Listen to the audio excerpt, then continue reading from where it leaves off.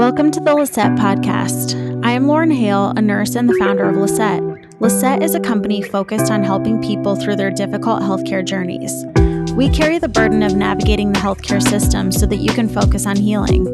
LahSET podcast was started to get people's healthcare stories and experiences out to make an impact for others who might be going through a similar journey.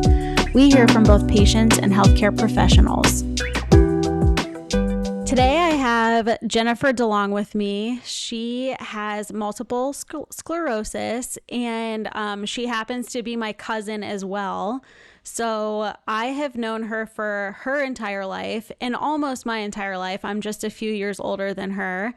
We grew up living behind each other. So we would spend quite a bit of time, probably most of our lives together. So we're almost like sisters. And probably one of my favorite memories of Jen is when she was trying to run away from her dad picking her up from our grandma's house, and she ran as fast as she could into the sliding glass door because our grandma kept it so clean. So that's one of my favorite memories. And just so I'm not just embarrassing her, another core memory for me is when we were at her house and we must have been laughing really hard at something, and I ended up peeing my pants because I was laughing so hard. And then I forced her to pee her pants too, just so I wouldn't look stupid.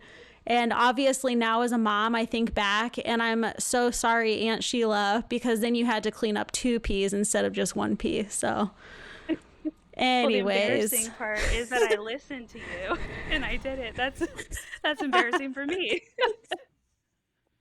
No, that's what being a good cousin and a good friend is. That's why you're the best cousin ever. So I appreciate it.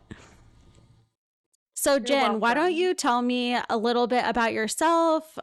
Just tell me about, growing up and if you ever had any like health or medical problems growing up.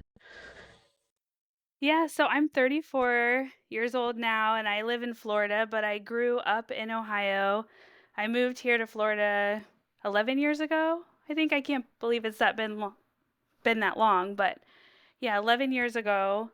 And growing up, I guess everything was normal. I mean, we had a good childhood, minus the weather.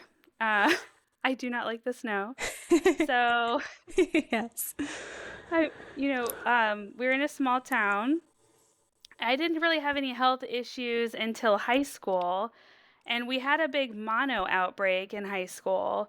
I think you were in high school and I was in 8th grade whenever it broke out, because I remember Uh-huh. them putting caution tape around the drinking fountains at the junior high school.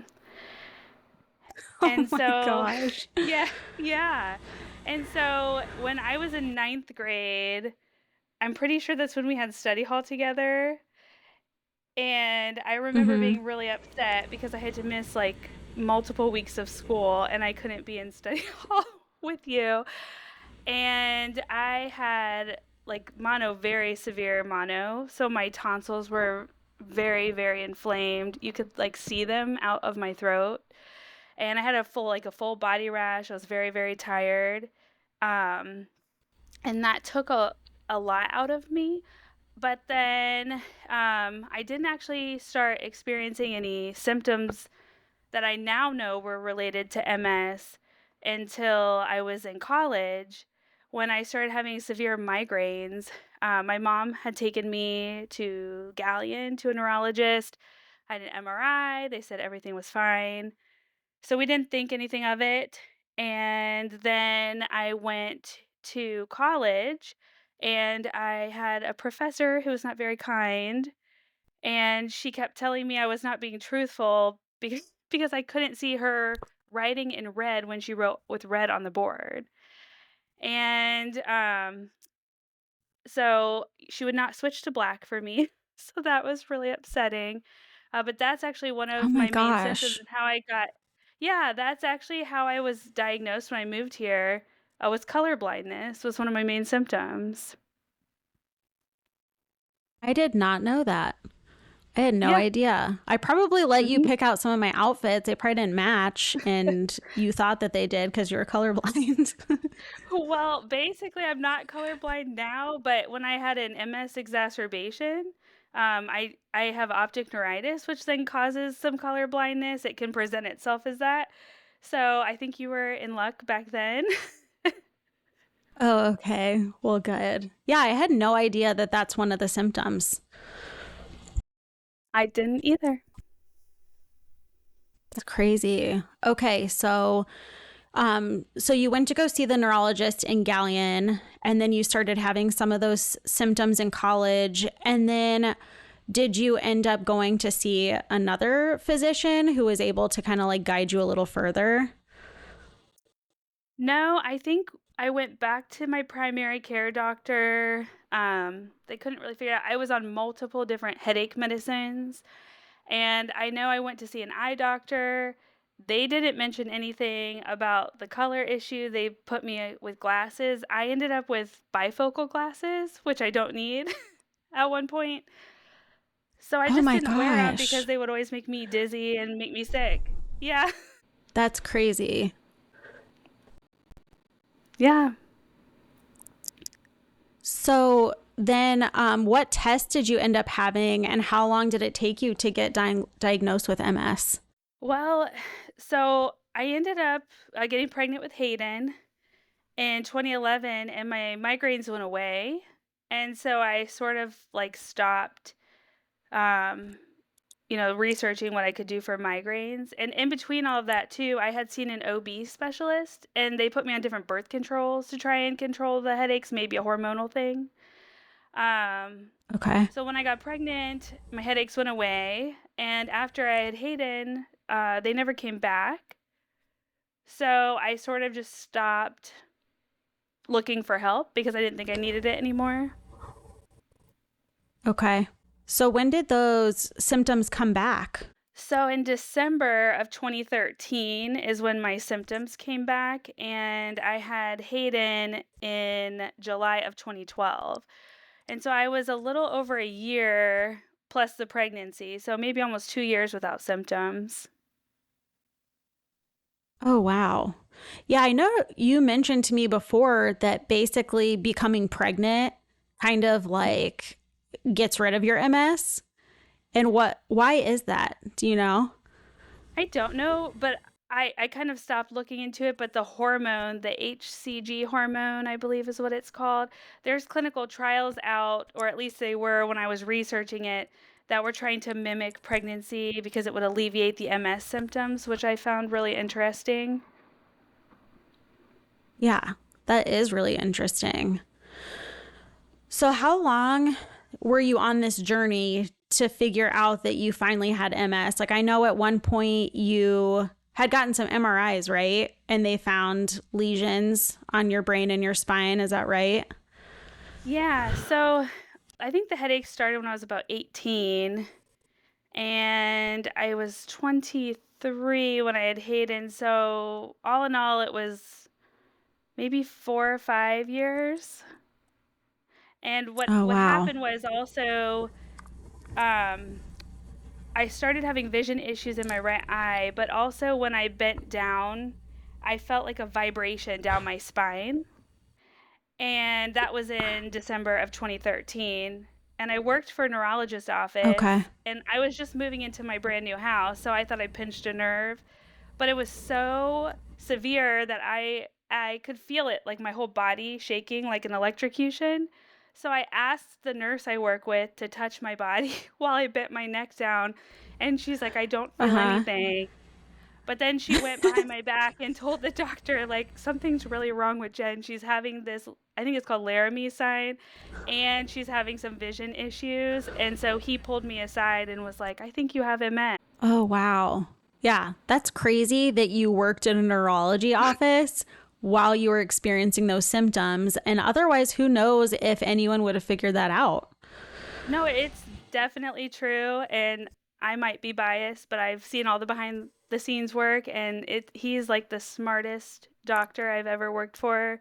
So I feel very confident in, what he told me. I didn't want to believe it, but I thought, I should do the testing. He's awesome.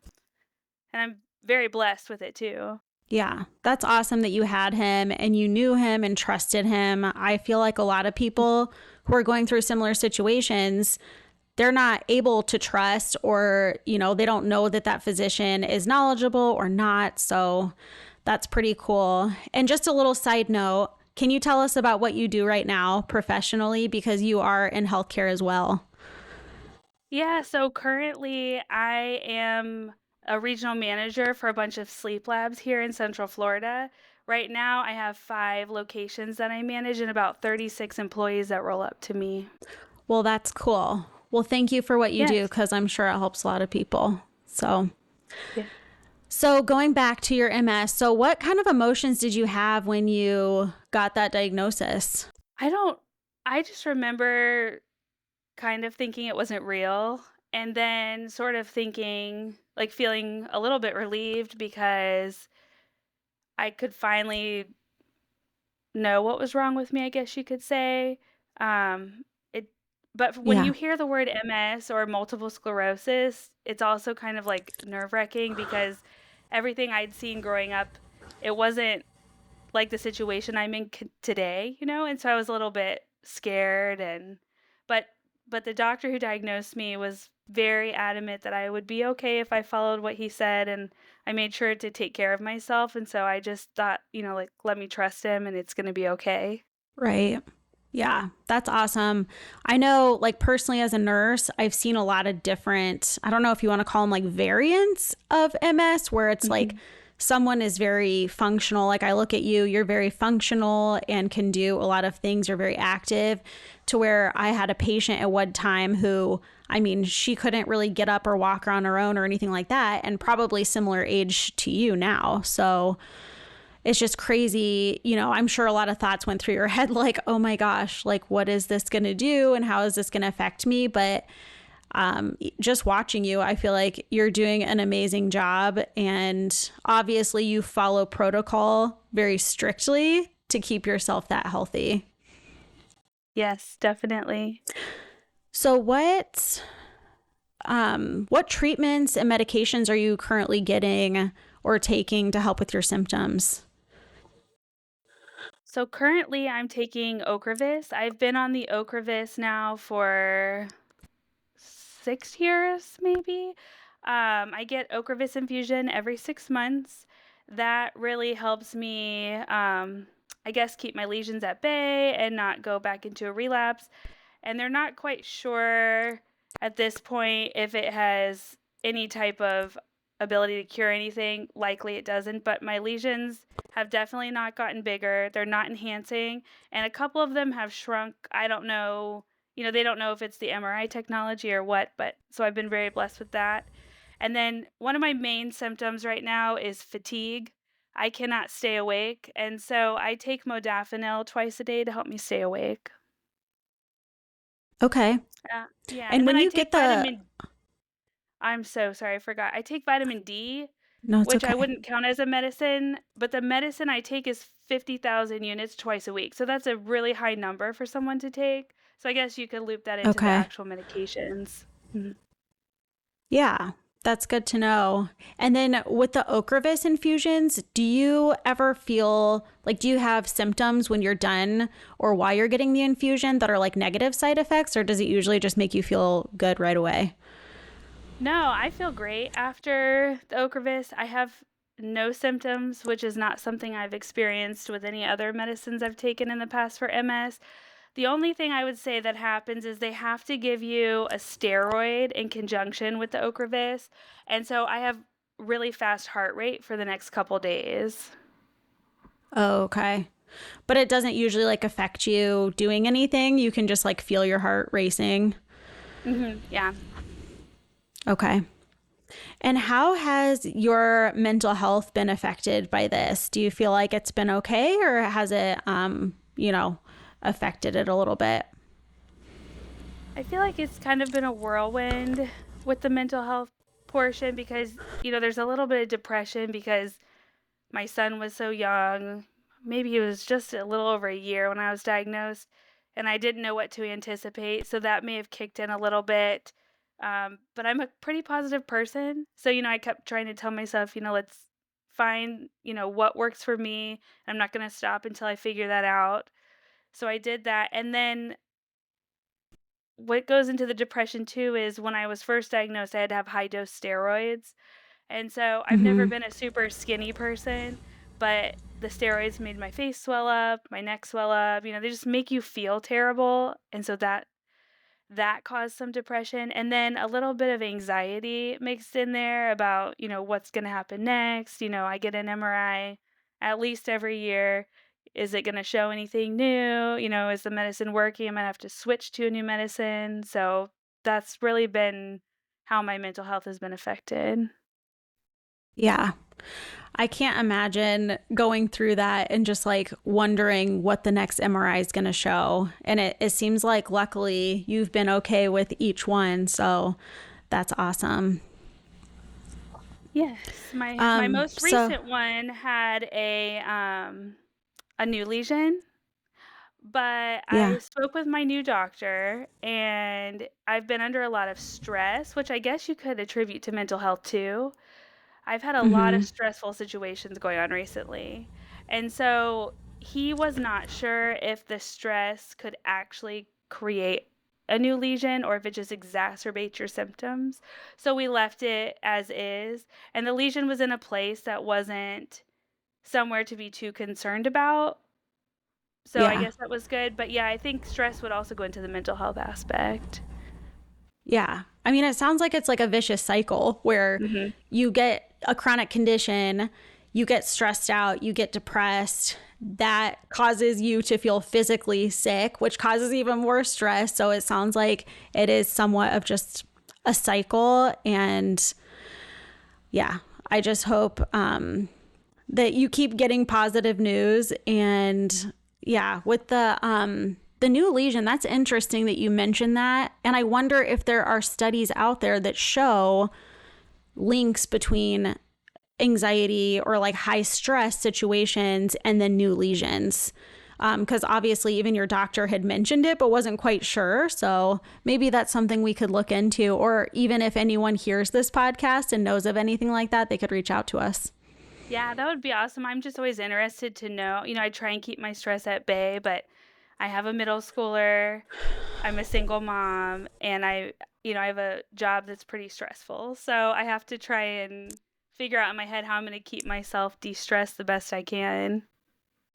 Right. Yes. You have to manage all of those things, including all of your MS stuff. So, how do you feel like your daily life is affected by MS?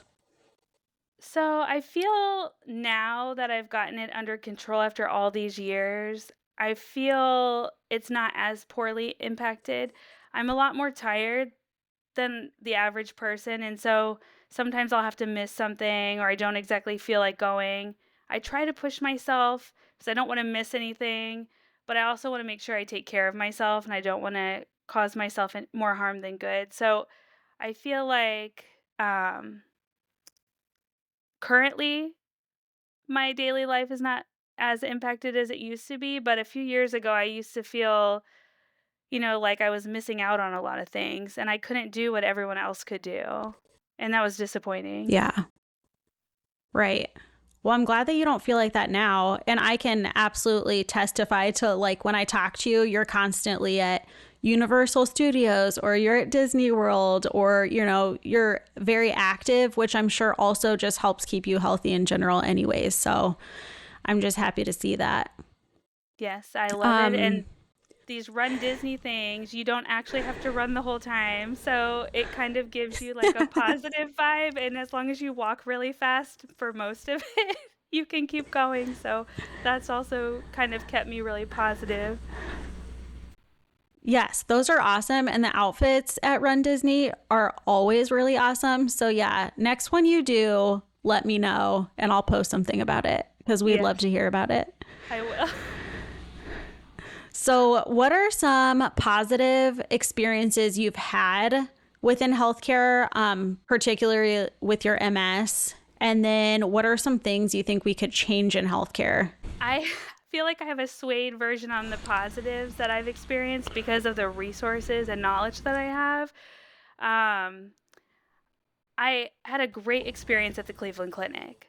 I think the Cleveland Clinic was probably the best thing I could have done for myself because they I don't think Dr. Stone is still there. I don't know if she got sick. I got a letter, but she was just so kind. She reviewed everything over again. She gave me all my treatment options, and then she kind of let me pick and, gave me the pros and cons of everything and what her opinion was. And then I was able to compare that with my doctors here in Florida. And so I felt like very empowered and I felt like, they gave me the knowledge. I think my first appointment might have been 2.5 or 3 hours, so it was a long time, Oh, and she got wow. me from the waiting room. So no nurses were involved, it was just me and the doctor, and we took a long time together. That's amazing. That's awesome you had a doctor like that because I would say probably 90% of people do not have a story like that, which Mhm. is huge too, as to like, you getting a diagnosis and being able to treat this. And like we said, live your daily life and be active with your son and your family. So that's amazing. Yeah, but the negatives that you asked about, um, I had a lot of them. So the doctor who diagnosed me was a neurologist, but he specialized in epilepsy, and so he would let me bounce things off of him, of course. I was there to talk to him. I could talk to any of them, but he really wanted me to be seen by someone who specialized in multiple sclerosis. He said there was Mm-hmm. so much research, so many new drugs he wasn't aware of. He hadn't been keeping up on the research because that wasn't his subspecialty. And so I had some pretty negative experiences with some doctor's offices. I had to have my mom go stand in the waiting room once to even get an answer because it wouldn't call me back or give me my prescription. And she's so Oh my feisty. gosh. She was like, "I'm Oh, not leaving yeah. this desk." They said, "You can sit down." And she was like, "I'm going to stand right here until I get her answer." No, I mean, if anyone needs anything done, call my Aunt Sheila. That's for Yeah. sure. I can Yeah. post her number. You can just give her a call. She'll get it done for you. Yeah. I mean, and it's sad because I'm a pretty good advocate for myself, but when I have to resort to my mom, I mean, watch out. But Right. and then the doctor I had there too, the very first MS doctor I saw, he did not support me going to Cleveland Clinic for a second opinion, which I didn't like. He told me that I had 10 new lesions on my brain, and I, of course, just like melted. So I went to the doctor I worked for and asked them, can you look it over again? And he's like, I don't know. I think that maybe um, the radiologist didn't exactly read your lesions correctly. I think maybe some ventricles might have been included in here, so we need to have this MRI reread. But what disappointed me about that doctor was he didn't actually look at the images. I asked, when I went back, I said, "Did you look at the images or just the report?" And he's like, "I just looked at the images." Or I mean, I just looked at the report. And I feel like, you know, radiologists do a lot and I Yeah. I know how much work that they have. And so there's always attempt, and they don't actually know the patient themselves either. They may not have the previous MRIs to compare to, things like that, different qualities. So I feel like the doctor also looking at the pictures was a big deal because he was trying to change my medications and I didn't need to have my medication changed, and it was just really scary. So that was a really hard time for me too. Right. Well, you just want the doctors to take the time to do the correct steps. And I Mhm. think, if you and I were a doctor, we would look at the images. We would look at everything that we could to try to get, especially, if it's a second opinion or, we have a new patient, that we want to figure it out for them and we want to care. And obviously, too, nowadays, doctors don't have the time to spend with patients. And so, again, going back to that doctor that you saw that spent, what'd you say, like 2 to 3 hours with you? Like, that's what we need to get things done and figure things out. I mean, you had headaches since you were 18. It shouldn't have taken that long to figure out that's what was causing it, you know? Right. So, well, thank you for sharing both the positives and the negatives. And hopefully you have positives all from here on out. Yes, I'm crossing my fingers. So, have any organizations or foundations been helpful to you during this time? Yeah, there's been a couple. I know the MSAA, when I was first diagnosed, they have cooling vests that they give to patients, and at that time I wasn't making a whole lot of money, and so it was really helpful for me. So basically, the cooling vest, they gave me some options. They let you pick, and I picked the one I thought was best for me, and you put ice packs in it that it comes with. And so when you're out, heat is another thing that triggers my symptoms, and of course, I live in Florida, Okay. but I'll never change that. So, like in the summer, I'm in the water all the time because that way, the sun's not bothering me. But you can wear the ice Right. packs, but they're like, sometimes $200 and $300 for the vests, and that's Oh, really wow. expensive. Yeah, and so they mailed me a free one. So actually, last year in January this year, I ran the half marathon for Run Disney, and then I raised money for the MSAA to give back since they were able to do that for me, and that was pretty awesome. That is really awesome. And do you know what? I mean, I'm assuming MSAA stands for multiple sclerosis something. What does the AA stand for? I think it's the Association of America. Oh, Mul- okay. That would make mhm. sense. Yeah, it is. The Multiple Sclerosis Association of America. Okay. Awesome. Well, yeah, that's pretty cool, though, that you raise money for people that were able to help you. And I'm sure that they've helped so many other people with the same thing. Yes. Yes, they've also, I know one time they sent me, since they gave me the cooling vest, they like sent me a yoga video to kind of get me moving, and it was tailored to Yeah. patients who have MS, so that was kind of cool. Yeah. That is really cool. That's awesome. I know you've done some MS walks. Is that right? Yes.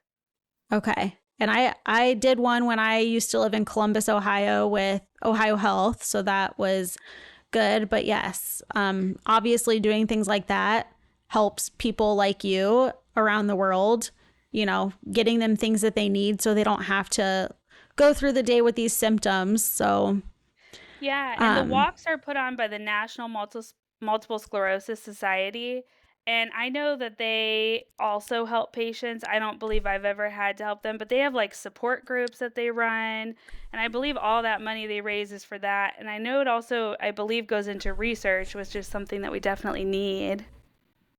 oh, yeah, absolutely. If we could find a cure for this, that would be amazing. Yes. So I know I mentioned this before, but you do so much. You're active. Every time I talk to you, you're probably one of the most positive people that I know. So, how do you stay so positive and keep joy in your life with MS? I just, try and tell myself, and I think it's the mindset that you have because when I was first diagnosed, I was like, I can either sit here and be upset about it or just realize, this is who I am. And so it's my identity. I don't hide it from anyone. I tell everybody. I'm not embarrassed about it. It's just Yeah. MS is who I am and it's part of me. And so I like to just keep the positives. Hayden and I joke a lot. Sometimes my right leg will give out. One time he had to catch me in a stroller when we were at SeaWorld. He was like 3 or 4. So Aw. I've had him like hold on to my leg before, and sometimes my neighbors will be hanging out and I can't really feel the right side the same as I feel the left. It's hard to describe, but it's like I have like 20 different layers of clothes on versus only one layer on the other side. But my neighbor will Uh, like be poking my arm, and it's always the right arm, and I know what he's doing because I can feel the pressure, but he's like trying to see if I feel it. And sometimes I don't really feel it. And so they like joke about it. So just kind of like, it's not funny that I have it, and it's not funny. I wish I didn't, but if I have to have it, I've just been trying to see like the fun parts about it or the unique, it just makes me different. And so I think that's kind of helped me right. keep positive and joy. Well, I definitely appreciate that about you. And I know, everyone goes through things where they just feel negative or down or whatever. And I think if people had the chance to talk to you or see how you act with this chronic condition, they would definitely be encouraged. So I thank you for that and for your positivity. And I mean, thank you so much for sitting down and talking with me, because I learned a lot. I feel like, I know a lot about you, but sometimes we don't just sit and talk about your medical diagnosis. So I really appreciate it. Of course. Yes. So if anyone out there is a patient or has any medical conditions, or you're a healthcare provider and you have a story to share, please reach out to us and let us know. We'd be happy to have you as a guest. Thanks, guys.